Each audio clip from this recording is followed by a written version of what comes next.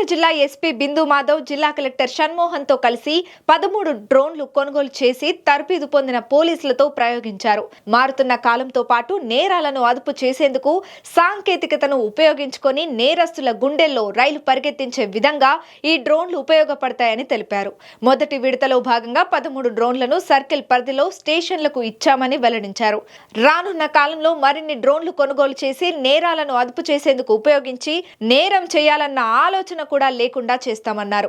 అలాగే బహిరంగ ప్రదేశాల్లో మద్యం సేవించిన కాలేజీల వద్ద ర్యాష్ డ్రైవింగ్ చేసిన ఈ డ్రోన్లతో కనిపెట్టి వారిపై కేసులు పెడతామని ఎస్పీ అన్నారు. అనంతరం ప్రతి సర్కిల్ ఇన్స్పెక్టర్ కు ఒక డ్రోన్ చొప్పున వారికి అప్పగించారు.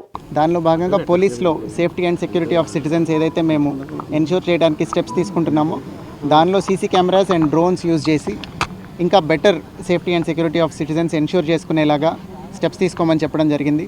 దానిలో భాగంగానే కాకినాడ డిస్ట్రిక్ట్లో డ్రోన్స్ ఇంకా ఎక్కువ ఉంటే బాగుంటుందనే ఉద్దేశంతో కలెక్టర్ సార్ని రిక్వెస్ట్ చేసి త్రూ సిఎస్ఆర్ ఒక 13 డ్రోన్స్ వర్త్ 25 lakhs ప్రొక్యూర్ చేయడం జరిగింది. అవన్నీ ఈ రోజున కలెక్టర్ సార్ చేతుల మీదుగా ఇనాగ్రేట్ చేసి ఈ రోజున డిస్ట్రిక్ట్లో ఇండక్ట్ చేసుకున్నాము.